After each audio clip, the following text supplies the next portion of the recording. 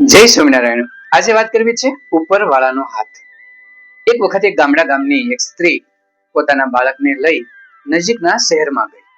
સરસ મજાનો રૂપાળો ડાયો એવો બાળક એની સાથે હતો। શહેરમાં કરિયાણાની દુકાને એ ખરીદી કરવા માટે ખોટી થઈ। સાથે તેમનો દીકરો હતો।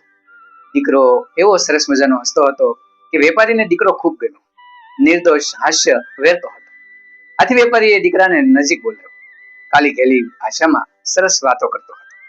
વેપારીને તે દીકરો ખૂબ ગમી ગયો। આથી તેમને નોકરને કહ્યું કે પેલી ચોકલેટની બરણી મને અંબાવતો। નોકરે એક ચોકલેટની બરણી અંબાવી। વેપારીએ ઢાંકણું ખોલ્યું અને એ ચોકલેટ ભરેલી બરણી પેલા બાળકની સામે ધરી અને કહ્યું કે લે બેટા, આમાંથી તને ગમે ને એટલી ચોકલેટ તું લઈ લે।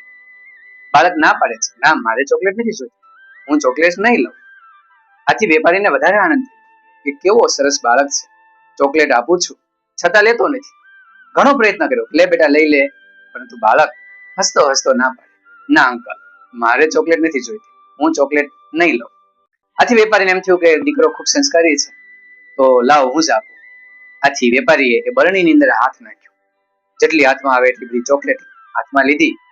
પેલા બાળકે ખોબો વાળ્યો અને વેપારીએ મુઠ્ઠી ભરીને ચોકલેટ પેલા બાળકને આપી। તેનો આખો ખોબો છલકાઈ ગયો। હસતો રમતો એ બાળક એની માતા પાસે ગયો। તેની માતા જોતા કે પેલા વેપારીએ તેને આપવા ખૂબ પ્રયત્ન કર્યો, પણ દીકરાએ એ વસ્તુ લીધી નહીં અને બંને પોતાના ગામ તરફ જવા માટે નીકળ્યા।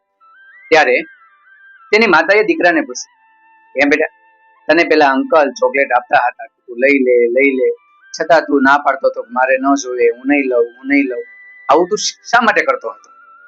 ત્યારે બાળકે સુંદર જવાબ આપ્યો, કહ્યું કે જો માતા, મમ્મી, મારો હાથ જુઓ તો, મારો હાથ અવળો છે, પેલા અંકલનો હાથ મારા કરતા કવડો હશે, તો કે તારા કરતા તો મોટો હોય ને, તો મોટા હતા, બસ એ મોટા હતા। જો મેં જાતે ચોકલેટ લીધી હોત તો મારી મુઠ્ઠી ભરાત ને આટલી ચોકલેટ આવે, પરંતુ એ અંકલે મને ચોકલેટ આપી અને જેવો એ બરણીમાંથી ખોબો મુઠ્ઠો ભરીને ચોકલેટ કાઢી તો મારો આખો ખોબો ભરાઈ ગયો। આથી હું એટલો બધો ખુશ થઈ ગયો, તો મને આટલી બધી ચોકલેટ મળી।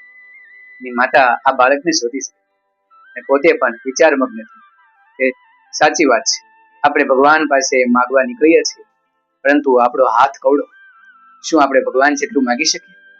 નહીં, પણ ફળની આશા રાખ્યા વિના મહેનત કર્યા કરીએ અને જો ઉપરવાળો દેશે તો ઉપરવાળાનો હાથ બહુ મોટો છે અને એટલું દેશે કે મુઠ્ઠીને બદલે મારો ખોબો ભરાઈ જશે।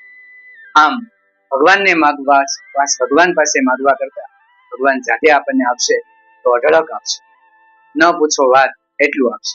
એટલે જ ઘણી વાર કહે છે ને, અધીરો છે ઈશ્વર તને બધું આપવા માટે, અધીરો છે ઈશ્વર તને બધું આપવા માટે, પણ તું સમજી લઈને નીકળ્યો છો, તું સમજી લઈને નીકળ્યો છો દરિયો માગવા માટે।